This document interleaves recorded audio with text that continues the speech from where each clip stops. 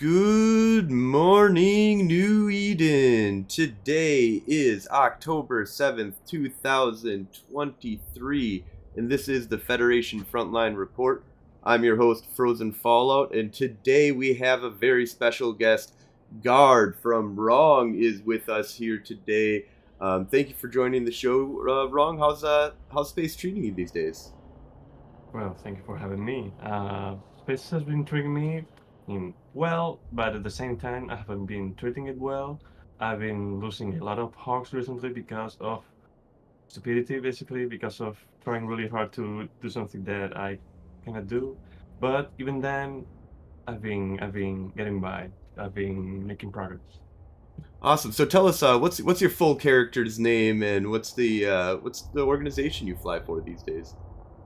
Well, my name in game is Garndeldo Monpetit.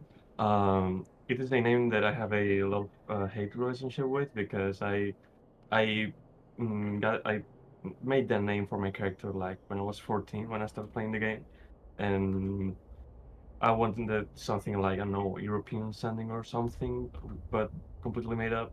But now I kind of cringe at it a bit. But people also from other places have a hard time pronouncing it, so they just call me Guard, like you just did. And the corporation I belong to is Wormhole Sterilization Crew, which is inside of Worm, as you mentioned. Uh, right now, we're a corporation that is running in wormholes mostly. I mean, we're not very big in regards to what we're doing and as a corporation at the moment, so people can be in high stake doing whatever, or they can be, I don't know, doing whatever they want. But right now, we're focusing more on wormholes. Yeah, wormholes are an interesting aspect of Eve. I remember when they first came out. It was really crazy. We ended up like one of my buddies was scouting out all the different kind of wormholes in the beginning and being Mm. like, "This is kind of cool," and found a pos that was completely powered down. And he just went in, blew up the ship holder or whatever. Ended Mhm. up that thing just spewed out a shit ton of ships, and he was like just screaming in corp chat back when we were part of Mostly Harmless, and the Infinite Improbability Incorporated, um, and the he just was screaming like, "We gotta get people in here! I can't carry all of these things. Like this is crazy. There's a shit ton of ships here." Yeah. Like tons of battleships and stuff like that just came spewing out. And then the you know like Corp got in, got all that stuff, and then the guy who owned the POS came in and was like, "Oh shit! Like these people are all here." He was screaming hackers. Like there's no way that you could Hack. know that the shield was gonna go down at that time, and it's like we didn't. We just stumbled across this. Blew him up, held his pod for a little while, then sent him to wherever his clone bay will regenerate his ass. So, You made my favorite. so take me in the Wayback Machine. How did you get involved in Eve Online in the first place, and like what year was that? Okay, so it was in 2014. So I was born in the year 1999, so I was 14 at the time. And the thing is that I've always dabbled in a lot of MMOs, but somehow I don't remember exactly how, but I think I saw a video talking about EVE Online. Uh, and it was probably something talking about like one of the world wars or something like that, or one of the big battles that broke records, something like that. Mm-hmm. And I was like, damn, like a game like this exists. Like there's a game like an MMO but based in space, and it it's it has so much depth in terms of economy and where everything comes from. Like you have to actually build and research and any ship that you want to use, and when it gets blown up, all what everyone knows about it, right? What makes it special, right? So I Right. got I got kind of obsessed with it because I like games that have a lot of stuff that you can like those games where you just get to know one and you're like, okay, I can spend like the whole afternoon just researching the wiki about this game in order to gain, like, I don't know, when you Yeah. can dive into the rabbit hole, right? So I started playing it, but I was 14, so I couldn't really afford the subscription long term. I played for a couple of months, and to be honest, I spent all of my time in high sec doing missions and mining and playing with some people, that I met through local chats, or people that spam your email and stuff, and have fun at the end of the day. Yep, that is the standard story usually for a lot of people is that they came in and did a bunch of mining, discovered mining sucked, learned about missions, started doing some missions, learned missions suck, and then either quit the game or came back or just moved on to zero point zero. But a lot of them came back, Mm. went on to zero point zero or faction warfare, or something that was a little bit more engaging. Although there Mm. is a lot of successful stories with industrialists and stuff like that, Oh, with yeah. like just living in high sec, and you can many years later after your entrepreneurial spirit says, "What profits can I be making in low sec or zero point zero?" Do you kind of need to move out there because there's a lot of pleasure in just building ships, Mm. moving ships, selling ships, just Yeah. chilling in high sec and being like a pure industrialist. And then you can have 3 or 4, 10, 20 alts that it can be mining in high sec, Mm. relatively safe, depending on Yeah. a lot of a lot of circumstances. But so you ended up stopping at that point. When did you end up picking it back up? Well, I played about, a couple of months, and whenever, like, probably around 2015, I stopped playing because what I mentioned, and I didn't get back to it until like 2019. And I think what happened is that I saw the Citadel cinematic trailer. I didn't know about Permaban up until that point, and the concept of, oh, you can now have your own proper space stations instead of puzzles or something like that, and with the music, and I was like, man, this is the game that I have to play. Like, I gotta play it. So I bought my subscription. I went into the game, and instantly I was like, okay, I gotta join a corp. Like, doing missions was fun, but I gotta take part into the important stuff that happens in the game with players and the corporation stuff. And I joined the Hawks, I think they're called, like the Hawks Collective. Like, I don't really remember even what they did at the time, but the experience, to be honest, was kind of like, oh yeah, you have to join this website. You have to log in with your character, and you have this many enormous lists of skills they have to learn. I mean, they were very strict with what you needed to do, like what you need to train to in order to run with their doctrines and stuff. But the experience was mostly join Teamspeak, say, hey, I have leveled this skill. Okay, you get this badge. Okay, now get this one. Now that get was this one. Now get this one constantly, and I was just logging in, doing missions just the same as before, training skills that I know even what I was gonna use them for, and I ended up quitting the game back again like a couple months later because I also got a job that made me quite busy, so I just kind of stopped playing. I mean, slowly because I didn't have any motivations to Yeah, to same actually same play. kind of stuff, except for you had a little bit more organization, a little bit more community Hmm. maybe that you could get involved with, but it Hmm. sounds like you kind of had a repeat experience of what you had, back when you were younger. Yeah.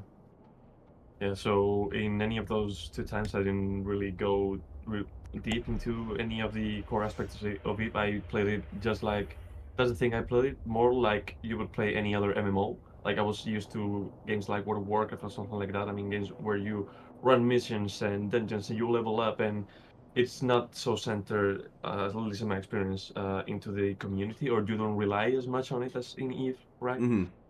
Oh, I would And agree with that 100%. yeah, and that's the thing. I was playing it with the wrong mindset, but a couple of years later, I I started playing some games that kind of reminded me of Eve. In some ways, I started playing some other MMOs, and I was thinking like, man, if it was actually a really good game. I should go back to it sometime. I just gotta give it some time and actually think it through how to actually, like actually commit to the game. Like, because I have, I mean, I don't know to what extent this may influence this, but I have ADHD, and that makes it sometimes hard to commit to a game because maybe you played like nonstop for 2 weeks straight, but then you don't touch it again for like a couple of years. Yep, I do that a lot. Oh, well, then you understand me. And this time I was like, no, I wanna 100% commit to it. Like I wanna see it through. Like if I don't like it at the end of the day, like I'll be like, okay, at least I tried. But I wanna commit to it, right? And like that ass didn't touch any other games for like a year and a half. Like I committed like, no, I'm not gonna play any other games, even if I really feel like it, because I wanna commit 100% to EVE Online and not go to the next thing that I see that attracts me. And then that's when I started joining corporations that actually gave me content that I could look forward to, like content that you only get in EVE, kind of, you know? Yeah, it's like when you're in Vegas, do things you can only do in Vegas. When you're in Yeah, another country, do things that you can only do in that country. Like that, exactly. go hit up the true sites and stuff like that. Find the local like niches and stuff like that. And wormholes is a Mm. super niche, like super powerful. From what I understand, like you can make an ass load of money doing wormhole stuff. There's a lot of logistics that are kind of involved, but I believe that a lot of that's handled more on a corp level, right? Instead of individuals can kind of use the Hmm. corporation to take care of a lot of the logistical issues and stuff like that. Is that correct? I mean, I think it depends because if you're looking at groups like the groups that operate on the CSXs, like the big wormhole groups, I'm pretty sure they must handle that in that way because it will make things so much easier. Also, when you have the amount of manpower to actually manage logistics for the whole corp in a centralized manner. But in our case, it's more of a individual level. Like, of course, having like the core mates helps because maybe you can run a DST and a DST would really help in certain situations, or maybe you have to move, I don't know, certain amount of ships that use a lot of space, and you don't have any freighters or any time to actually move it manually very slowly. So it depends, but in our case, it's mostly on an individual level because the thing is, you try to, at least in my experience with my core mates, you try to uh, be as self-sufficient in the whole as possible. Like if you can manufacture what you use and you only need to make trips outside of the wormhole into heist and stuff to sell loot and possibly low volume, high value loot, you save a lot on the logistics. So is there a lot of like you need to have alts at this at the level of the wormhole that you live in? What's the like Hmm. the lifestyle that you kind of live with, and what's the primary hole that you try and do your activities in? Well, I mean, not the alts name are of it, of course. Like, yeah, no problem.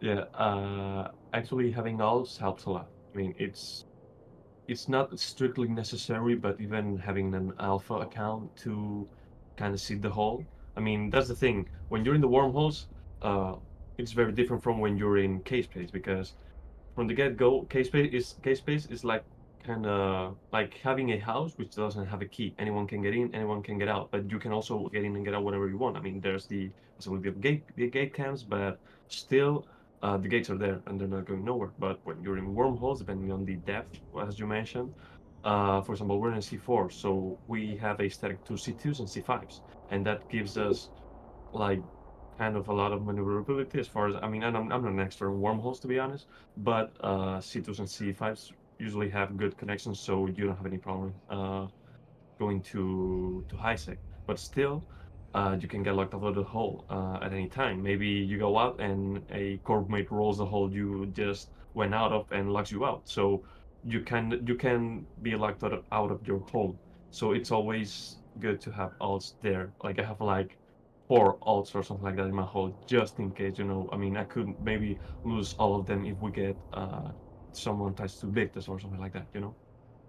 right? Which is No, really helpful. absolutely. That's definitely makes a lot of sense. Especially the idea because it kind of reminds me a little bit of like being a low sec pirate or being in faction Mm, warfare. Is mm, that you don't need an alt to go out and do stuff with you. I mean, it mm, helps. It can be yeah. helpful to have, especially with the new 5-man sites and stuff. You can Hmm. get 5 times the LP, if you have 5 characters that you're using in that. Yeah. Also, it's safer. You can engage, a little bit higher, and Hmm. you can swarm people in faction warfare. So there's a lot of that kind of stuff. But really, the one thing that you need is a hauler alt, Hmm. and you can even have it on the same character, the same the same Omega subscription, but different character.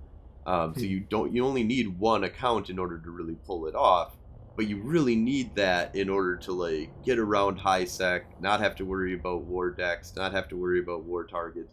Like I see so many people getting blown up in Dodixie, Jida, all over high sec, and I'm like, Yeah. what were you doing in high sec? It's almost become compulsory that I want to make everybody, a pirate, just so that you can't. You're not no, you're just not allowed to go there. You're gonna be like me and Gwen, and we're gonna be a pirate group that like doesn't allow its members to go to high sec because that's a dangerous place. Like that's where you're gonna die. Like, Yeah, like you gotta track the security status of your members, and it cannot be below -9.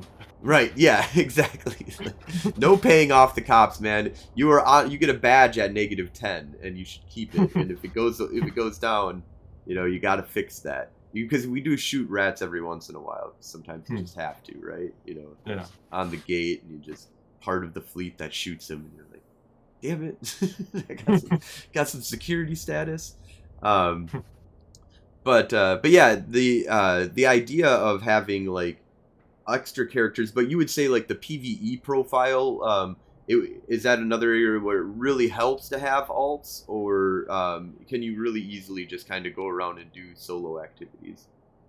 I mean, I've been doing like I just recently got my second Omega account like just a couple of weeks ago, and the alts I have I only use for specific purposes, like for when I have to scan my way back into the hole or my industry alt, because I mean it's very beneficial to have an alt dedicated to industry. So in the PvE aspect of that, the only way I think it helps is if you want to have a scout, just to say, to have an eye on the hole back home, or maybe with some pros, maybe an all that has maybe newts or ECM to kind of make you be able to warp away, something like that. It works as a safeguard, or you can also, if you're running, for example, C3 sites in a Tango, you can just get two servers in two accounts at the same time, and you can run the site even faster or stuff like that, and cheaper, more or less. I mean, not cheaper, but more or less the same price, for at least in my experience. I mean, if you know how to multi-box, which I'm kind of having trouble with, to be honest, you can don't look at my keyboard, please. but but yeah, it helps. But definitely, I've been running this kind of PV content solo for more or less a year, intermittently, but no problem at all. Definitely helps though.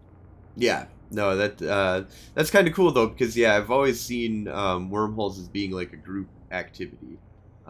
Even besides like the scouting and stuff like that, I've maybe done a little bit, but it always seems like uh, I would want to be with like a group of friends, get like 2 or 3 logi behind me, Hmm. and get like you know 4 people in DPS ships, and now you've got like a good wormhole ratting crew that you can go around and take Hmm. on actual other Yeah, small gang fleets as well.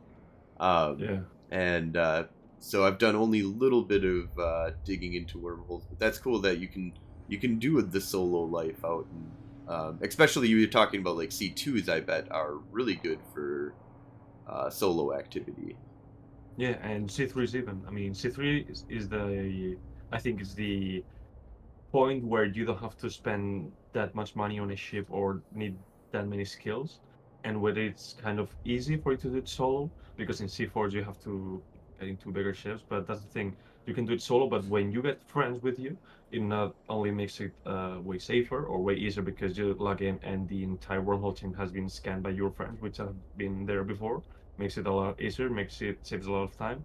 But when you get with, I don't know, maybe three, four friends, you get in a couple bargers, you go C5 riding, and you make loads of money. I mean, at least to my standard. I mean, I'm not one of those if trillionaires that farm with capitals or something like that. But I mean, with friends, you can really do some group stuff that lends you a lot of money. Yeah, I've heard about the capital escalation stuff that you can do. And have you tried any of like the drifter ratting and stuff like that? I don't know.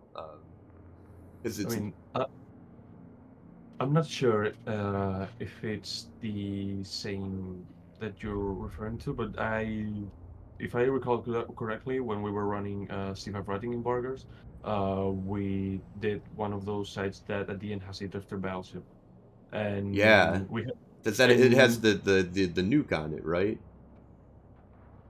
I think so. I think so. I mean, it has been a long time, but I think so. I mean, because I remember when the drifter battleship came, we all had to really focus and be kind of worried that we may lose our shifts.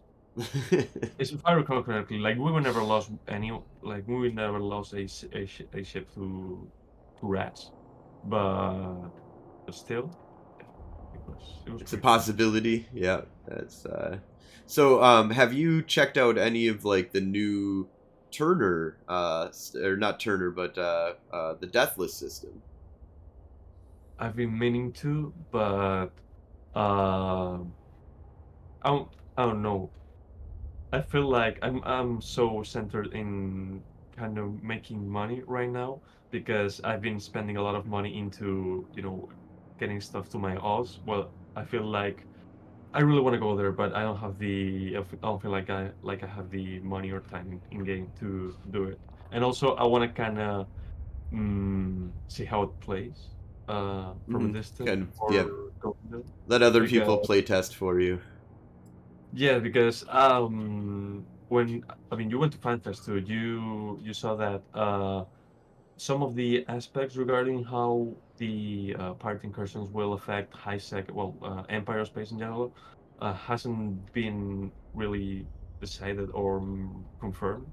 How Right. they will interact with, for example, incursions, with Triglavian invasions, with lots of other stuff, and I don't want to mess up any standings or anything like that before. I mean, I want to see the full extent of the I don't know the effects of what you can do there to your character. Yeah, yeah. Get the first couple of months to get feedback. Now, you were talking about wanting to make money though, and I think that first couple of months is where you can possibly pull out hundreds of trillions of dollars, or ISK out of this um, activity because I mean, there's the new Angel Titan. We don't know Mm, what it's going to cost in the LP store in order to get that blueprint, mm, but I feel like there's going to be like a lot of people that, myself included, I think, where I'm going to make it my life goal to have that as my ship. Like I'm mm. gonna have I figure out a way to find out where I can store it and where I can just have that because it just looks so epic and it just Yeah, would be yeah, like one of the ultimate trophies to have a faction titan, yeah, and possibly be able to do it through doing pirate activities. Like yeah. that's it sounds kind of interesting, but it also sounds like it's a lot of group PVE activity from what I'm seeing. Hmm. Like there's a lot of PvP that you need to do in order to like not because if people are going to come and try and stop you from doing what you're doing. But it sounds like it's a more intense PvE experience from what I've been seeing than what Hmm. we currently have in faction warfare. And I mean, in faction warfare, PvE is kind of seen as like a nuisance to you Yeah, comparatively to the dangers of PvP because like you go into a plex and it's like, okay, so this thing has HP, so I need to bring some firepower in order to bring down the NPC in a plex. So a frigate, you need a good decent frigate to actually be able to kill it. You can't just come hmm, in with 25 DPS and be able to kill the thing. But in general, though, it's only putting out like 2 DPS. It's like yeah, ridiculous. Like it's yeah, not actually doing any damage to you, which is great because it's that's not the point of faction warfare. yeah. But it sounds like this kind of activity that they're setting up for a lot of stuff that I was you've seen presented at FanFest. They didn't show us what any of the sites looked like or anything like that, but they talked about needing multiple people for multiple of the event sites that you would have to be doing. Hmm. Um, and so that sounds much more like you're gonna need something. They do say that like the battlefield is a 30-person um, thing, and but you can do it with like three, two. You could Well, probably solo, long if with a long enough amount of time and no PvP activity, hmm. you could solo a battlefield pretty easily, actually. Um, but the I'm wondering, so is it going to be PvE activities that are really light and are really easy to accomplish, and you can still have like, I mean, the 5-man plex um, isn't any harder than any other plex. You don't Hmm. need 5 people to complete it. Hmm. So I'm wondering if this faction warfare for the pirates is going to have the same kind of concept.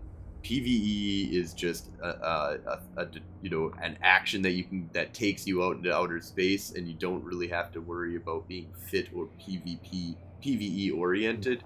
You can have your whole fleet be set up for PvP because that's what's going to stop you from completing the site, Yeah. not the site itself. And I kind of hope for that because that's what makes kind of faction warfare really great as the PVE activity is that it's not an intense PVE activity, and you can focus on PvP while still doing a lot of PvE activities. Yeah. Yeah, because I mean, if you have to deal with, like just mentally dealing with, the threat of players, the threat of NPCs, and managing your or ship's modules and manual piloting, like it can be overwhelming. I mean, imagine, for example, in any combat situation where you're doing high-end PvE, where you actually have to think about how you're flying your ship and how you're tanking, or you might die. For example, high tier vessel, something like that. Imagine that you get a player thrown into that. It will be super hard. I Yeah, mean, it's not ideal. I mean, we already get a lot of content on it that for some reason is really hard compared to what you get for it. I mean, you have to invest really a lot into some ships in order to make missions or other PD content that doesn't. I mean, you'll pay for it in like 40 runs or something like that. right, right. Also, Vegas, thank you so much for the follow. That's super awesome of you.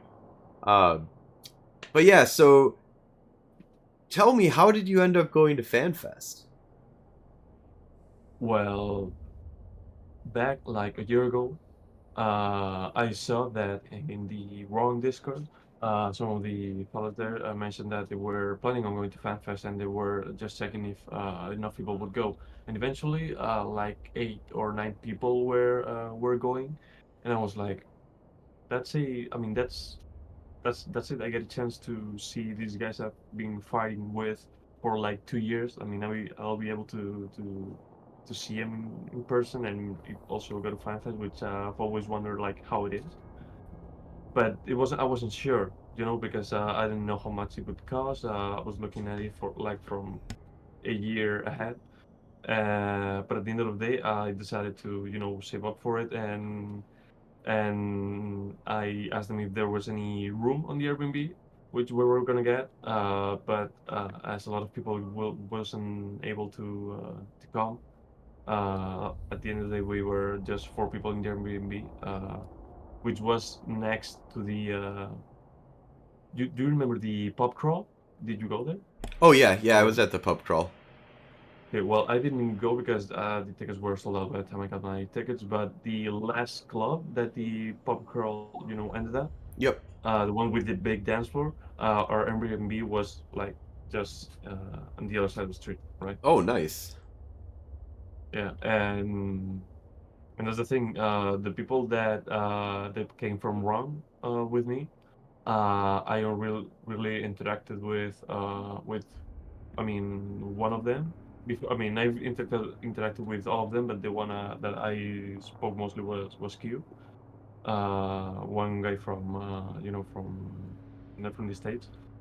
But it was nice to get to know all the other ones because Oh no, when you're in a community like a corporation in it, uh, the relation you have with people is kind of interesting, because the roles you have in the corporation, mm, I don't know, you don't know how to expect how someone is gonna be in real life, they're playing with them in it, but they were really really nice people, really nice people.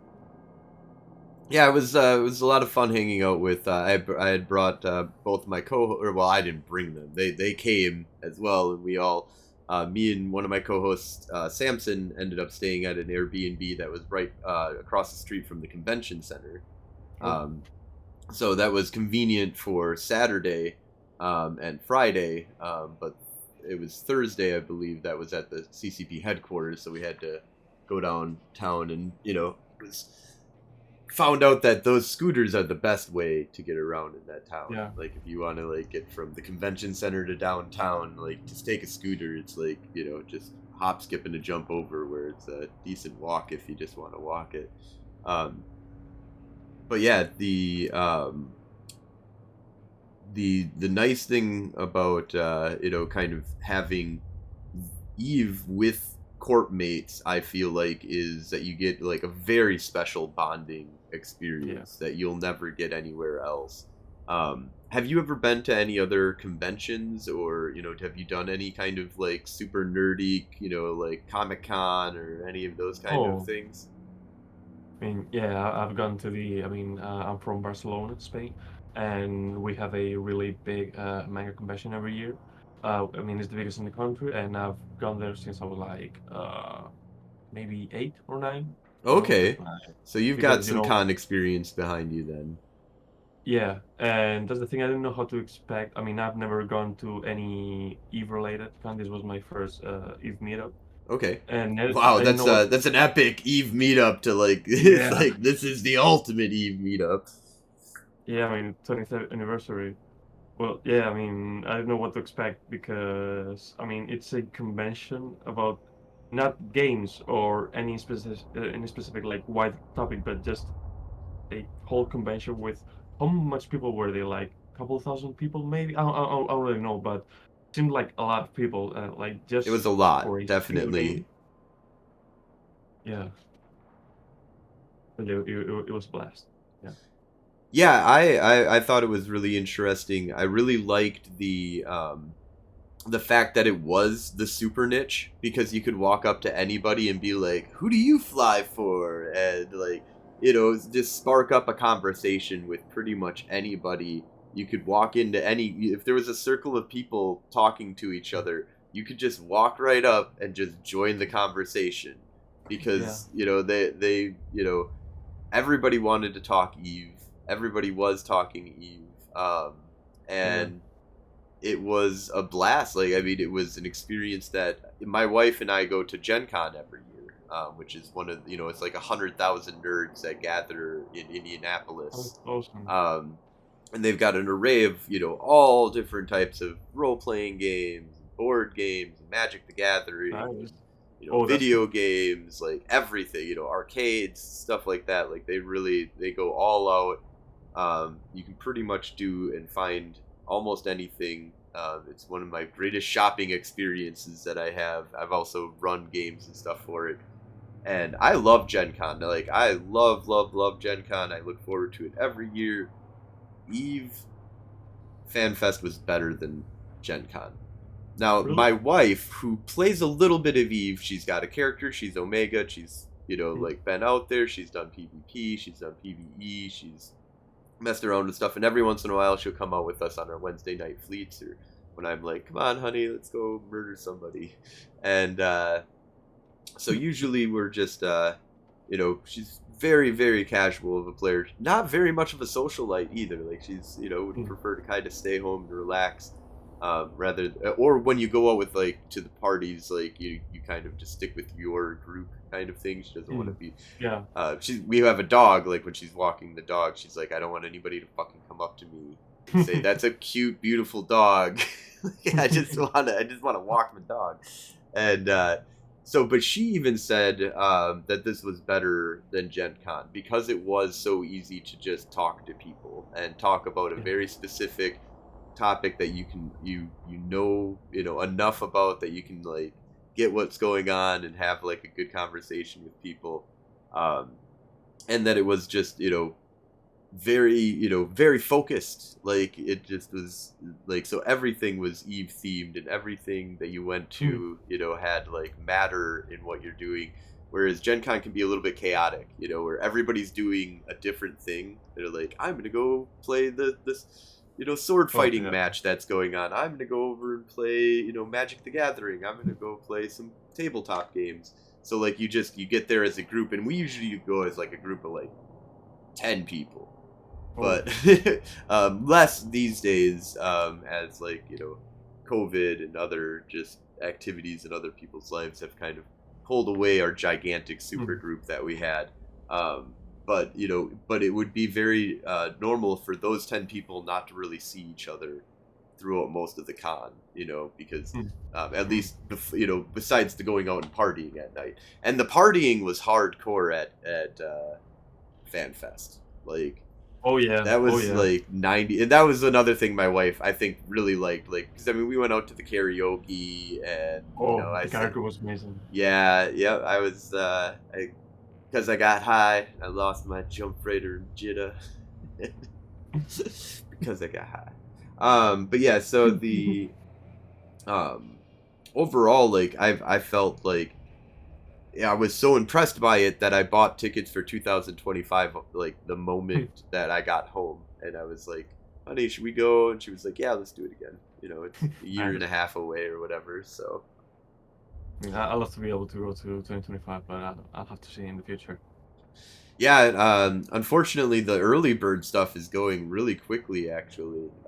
So the longer you wait, the more it becomes a little bit more expensive. I mean, Yeah. overall, it's an expensive trip, so not getting the super early bird special on it is not going to kill one's wallet usually if you're doing the whole trip. Or at least from the United States, it was like $600 just to get for one person to get there and back again. Yeah. um, then that's not including Airbnb stuff like that. But yeah, so was there any like super highlight that you had from FanFest? Yeah. I think the biggest one was during one of the parties.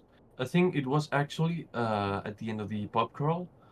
We were sitting. No, actually not. It was in the karaoke. Yeah, it was in the karaoke. Uh, we were sitting outside, just on the door of the place the karaoke was hosted at. And we were, smoking a couple of cigarettes and stuff. And a guy came up to us and he was like, "Hey, who you guys playing with?"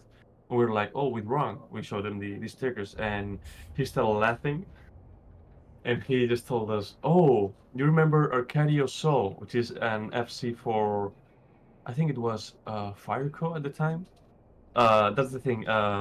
When I joined Ron, we were at war with Fireco, and that lasted for months and months and months. I mean, it was nonstop. I mean, fighting with them because we were part of RMC, Red Menace Coalition, Hmm. and I remember that name because our FC Bad Dodger had like a really big rivalry with him because each time they would shit talk on logo and stuff, and we all watched it. And he mentioned the name was it was kind of like getting Vietnam flashback, like, oh my god, I haven't heard that name for like 10 months, man, or something like that. I mean, it was crazy. And then he starts laughing and telling us how at each time that we were fighting each other, that we would form like fleets of hundreds of people, they always had like 4 or 5 spies in our Discord comms listening to everything that we said while we were planning and stuff, and we were staging, and they were feeding everything back to their channels, and they were laughing their asses off while listening to war comms and stuff. And at that point, I started, laughing my ass off, and I was like, "Man, give me a hug! Like, come on!" I mean, that's fucking crazy. So Being able much to, content that you guys have yeah, experienced together. yeah, yeah. I mean, I will always remember that, man. I mean, that thing dragged on for so long, and it was. I don't know. I can. I mean, some people complain about being on pinged for CTAs all the time when you're in nullsec and stuff. But honestly, I kind of enjoyed it because I felt like I was part of something kind of real. We were actually fighting for our territory. I mean, we were actually, uh, you know, uh, pulling everything we had to not be kicked out of our places and have our stations and stuff blown up, and it was fun. It was Fighting fun. for your life is one of the things that like only Eve gives that experience these days. Yeah. Like, I mean, even I used to play Ultima Online like way back in Mm. the day, so the kind of Oh. precursor to Eve Online. Hmm. And so Ultima Online, there was like full loot drop and stuff like that, Hmm. and build your own shops, but you couldn't destroy somebody's house. So once somebody like laid a Hmm. house down, like they had that house forever. Oh. Like Oh. people built giant castles that were gigantic, and only they got to build, giant castles because like Hmm. you had to be one of the first early adopters in order to like get that much Oh. land mass, because everything Oh. is already taken up. Like everywhere that a house could be laid, a house has been laid on most of the servers by the time that I had Yeah. gotten onto the game. And you had to go to the PvP land in order to like drop, Oh. so you could drop a house, and it couldn't be destroyed, but that's where you could get murdered outside of your house. And they like separated the worlds. They used to have it together, but they separated. It was like PvP people go to PvP server. You can jump between the two worlds with the same character, but in any case, like, so you didn't need to like fight for your life. There was like Hmm. kind of that. Your loot would drop, and that would suck. And you had wars and stuff like that with other people, and a lot of like tournaments and stuff. But Hmm. your house getting burned down, was not something Hmm. that you had to worry about. In Eve, you got Yeah. to worry about that. Like, if Yeah. especially with the Citadel expansion, that's what people go after, is burning down your house. But we have infinite Yeah. real estate. You can put down, a Aster house anywhere in the game. Some Hmm. places it's not a good idea to do that. Some Hmm. places it's a great idea to have, you can be a one person corp, and yes, those Yeah. it can get blown up. It probably will get eventually blown up. You don't get a monument forever, but you do get a house, that's fairly cheap, comparative. I mean, it's not Yeah. even it's like a half a month subscription to get a house, Yeah. basically, if you wanted to do it that way. Like, Yeah. There's plenty of ships more expensive than some of the stations that you can put up. yeah, Um. way more expensive. Yeah, my Yeah. Moros that I just bought is way more expensive than the Aster house that I put up. So, Yeah. um, but yeah, so I definitely had the same kind of experience when I ran into Corvus, Hmm. and I was like, we fucking hate each other, and I love you. Like, give me a hug, Yeah. man. Like, yeah, it was Yeah. great because we've been fighting on opposite ends of the war zone for a long time now. Hmm. He streams, I stream. We both put Hmm. out our PvP's fleets out on the stream danger zone. And try out going out and have fun. And really, it is all about just content and having fun for us. Hmm. And I got him, on the show after.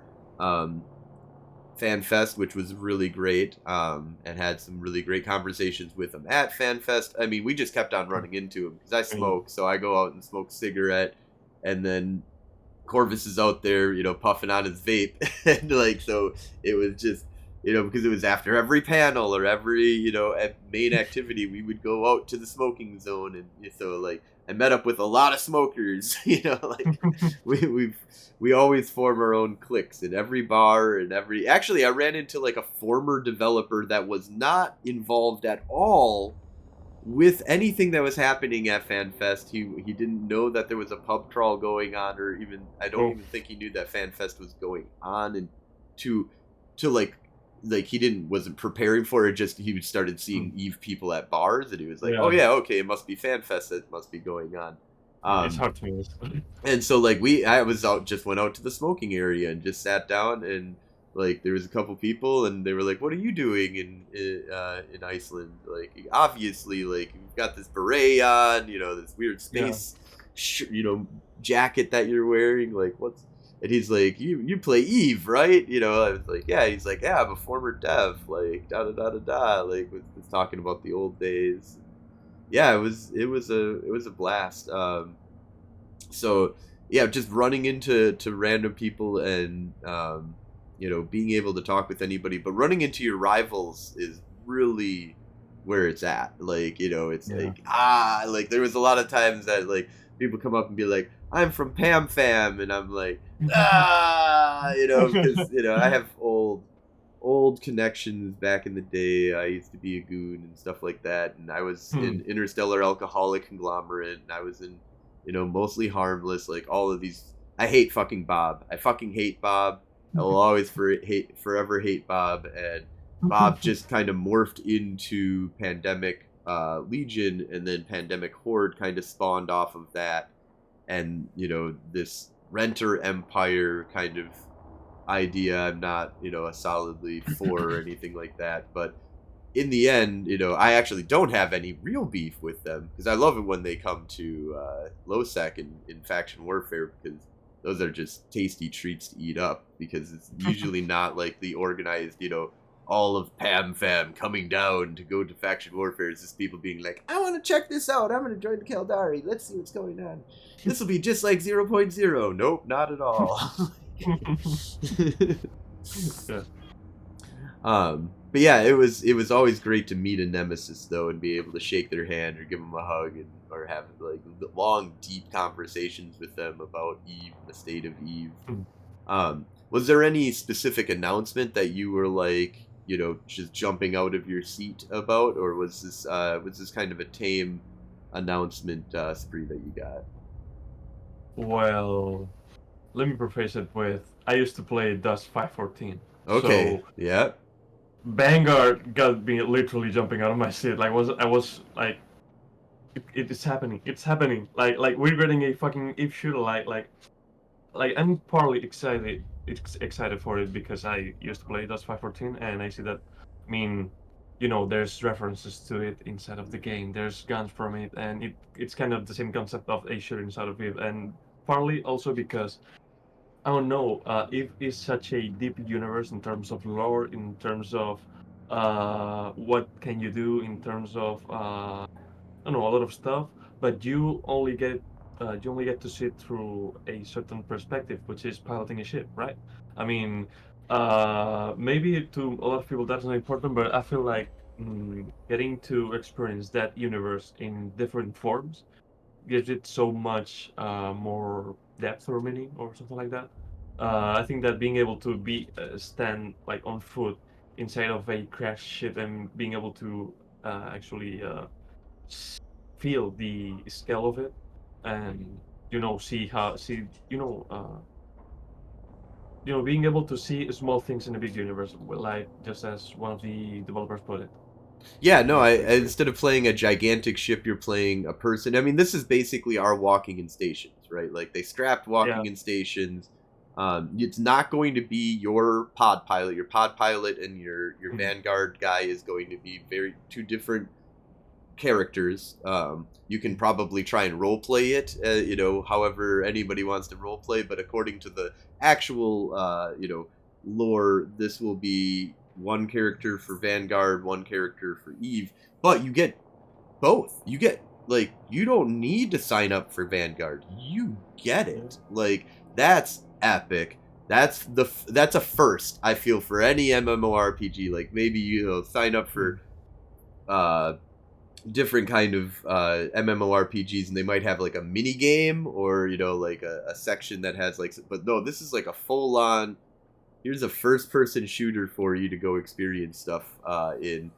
And I think that this is going to be a good replacement for walking in stations to a certain degree. I hope that they Mm. add some level of like being able to hang out and talk to the community, like Yeah. a walking around area on like a space station, or give us walking in stations. Like Yeah. with this, Yeah. just don't let people shoot each other. Maybe make it so that it's only like 32 a room or whatever, and you can make private rooms and stuff like that. But I don't see why this technology can't give us a little bit of walking in stations, but just Mm. just for this game, we don't need to bring the pod pilot, but eventually bring the pod pilots over too.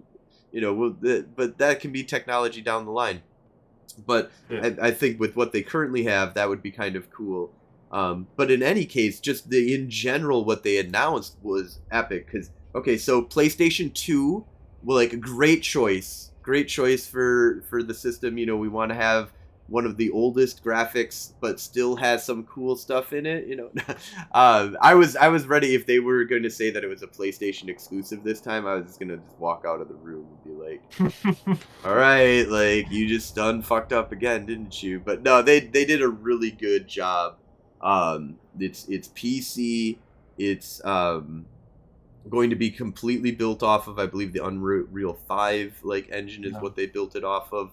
Um, and they're not customized. They didn't go in and just like gut Unreal 5 and make it their own.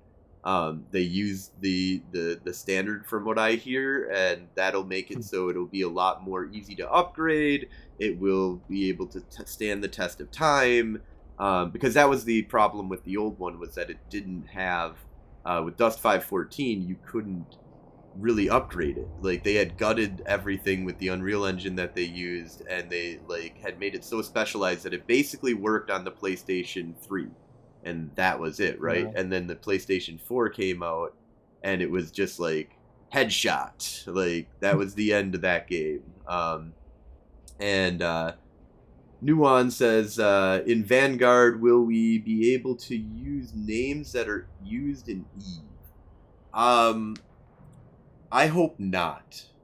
We have a 3-name level kind of scheme, because my reason for saying that is because if you can, then it's going to, the first couple of days are going to be a bunch of us jumping on and trying to scramble to get our username that we have, and the more popular that you are, so thank God I'm not that popular, so I've probably and haven't made too many like super hated enemies, so I don't think anybody's going to be jumping on, and I say that with people watching, and it's going to be, of course, like, put this out there, and then you guys, I'll steal my name in Vanguard. But even if they do, though, either way, I don't think it's a big thing. My guess is no, though, because they're going to have to go into the same database to a certain degree. And so if you have it, be that there's 2 Frozen Fallouts in EVE Online, whether it's Vanguard EVE Online or, regular EVE Online, then there's confusion, and there's chances for people to scam the living hell out of each other, and steal, really big important names out there and say, hey, I'm this guy.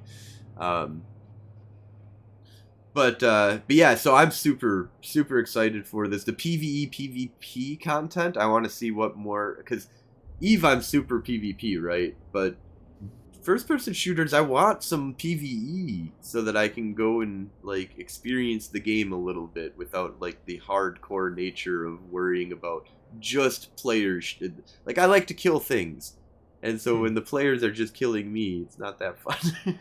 Like, Yeah, I mean, by what they showed in the announcement, it looks like it was mainly focused on PvE. Like PvP was part of it, but it wasn't the main focus of the Vanguard uh, thingy.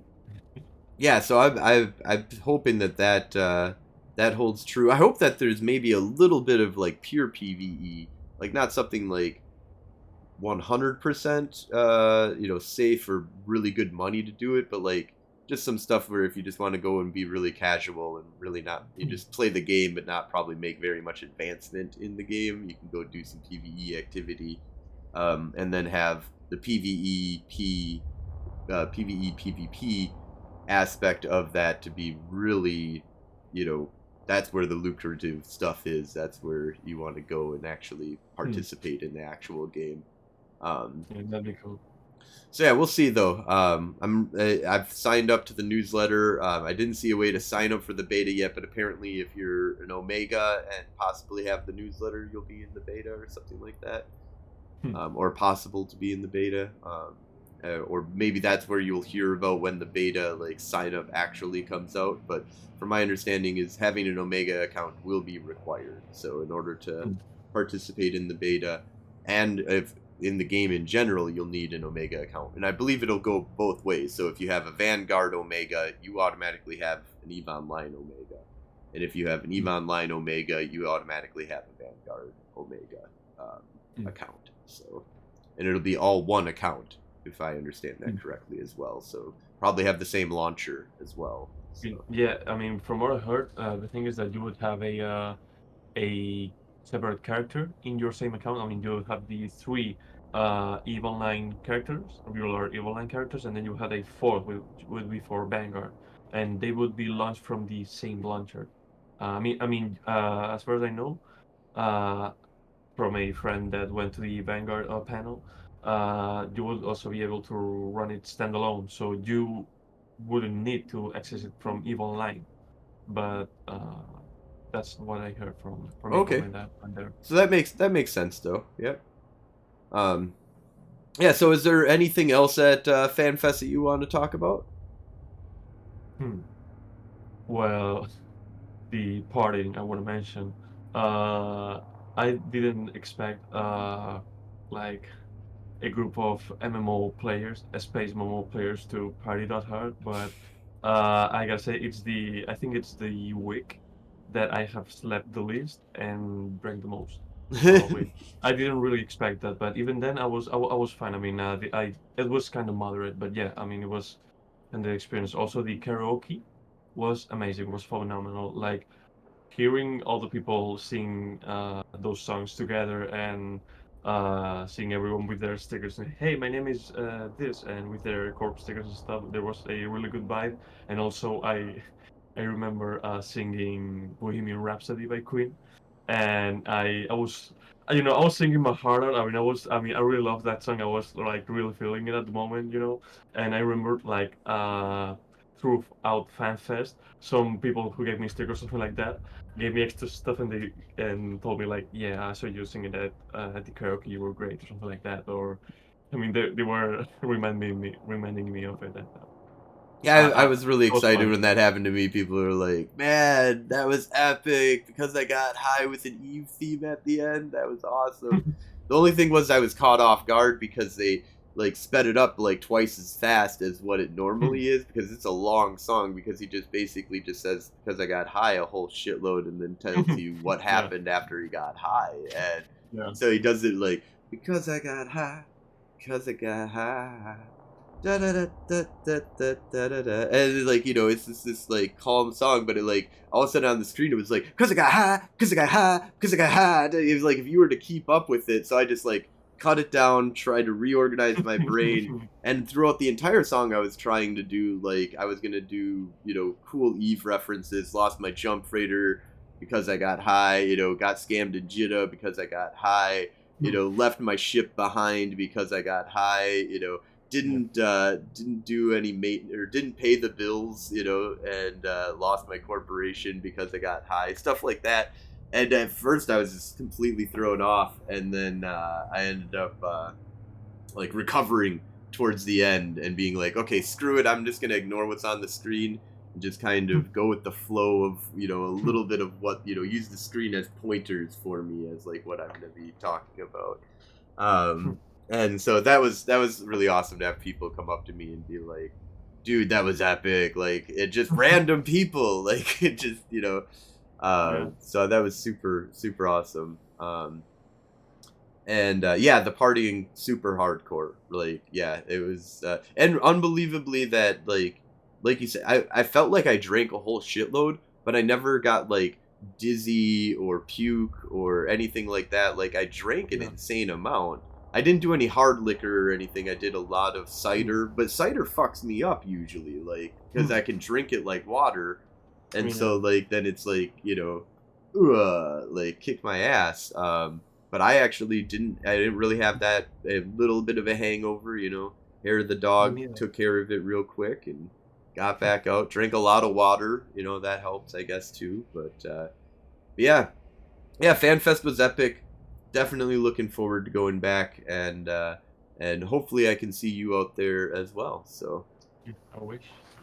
um, so let's move on to is there any like passion project that you're currently working on? Anything that Wrong has, like a website or YouTube, or you guys putting out any kind of cool Twitch or YouTube content or any kind of content that you want to talk about?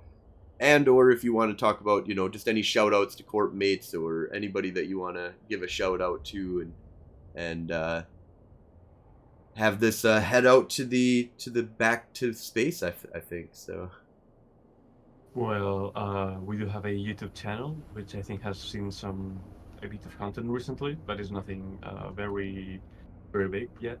I don't have the link right now, but I can probably get it for I'll you. include it in Uh, the show notes for sure. So yeah, just shoot it over to me. I'll put it in the show notes. Also, there's this mate, LB LeBlanc. He streams on Twitch regularly, and he also is part of the Open Comms show, I think it's called. Yeah, which is also a show on Eve. Yeah, Open Comms I'm Uh, familiar with for sure. Yeah, good show. yeah, Yeah, so definitely just shoot that over to me as well, his Twitch, and just remind me of the Open Comms as well, and I'll include that. cool. And Wrong is not actively recruiting right now, but I mean, you can find us in game, and I don't know, maybe we'll get some content together or something. Yeah, absolutely, absolutely. Yeah, we'll keep in contact for sure. Um, So yeah, definitely thank you for coming on. This has been awesome. And maybe as things progress in your career, if you ever want to come back on and talk about what Wrong's up to, or if you get up to any special things that are going on in Eve, or anything you want to put out there, definitely hit us up, and be awesome to have you on again. This was super awesome. Thank you so much. Well, thank you for having me. It was pretty good. Yeah. Awesome. All right. Well, we're going to go ahead and wrap things on up here. So if you want to get involved in faction warfare, go ahead and hit the Federation Frontline report up in game. Federation Frontline. That's Federation space front space line in game chat. I'll throw that stuff into the show notes as well. And definitely hit up Declarations of War. Podcast that is created by Noir Mercenary Organization, leaders of the network, also leaders of the alliance that I am part of for Federation Frontline Report. Oldest mercenary organization in Eve, I believe, at this point, and then also one of the oldest podcasts for Eve, if not the oldest podcast for Eve. You can pick up a lot of really cool information on Declarations of War, so definitely hit them on up. I believe Night Flyer is going to be on there. Hey, Night Flyer. Is going to be on the show this weekend, I believe. But yeah, so definitely, we also have the Madison Madtown Eve or Madtown meetup for Eve Online. Eve Madtown meetup. That's it. It's going to be on May 4th, 2024. So since we don't get a fan fest this year, or next year in 2024, I'm throwing my own fan fest here in Madtown. We're gonna go to an arcade bar and go have fun. So yeah, Night Flyer said that. Yep, he is doing the show tomorrow with them. That's super awesome. So we'll get links in the show notes for all of that. Thank you all for watching. Thank you for coming on and doing this interview. This has been super awesome. And have a great night. Continue. Thank you.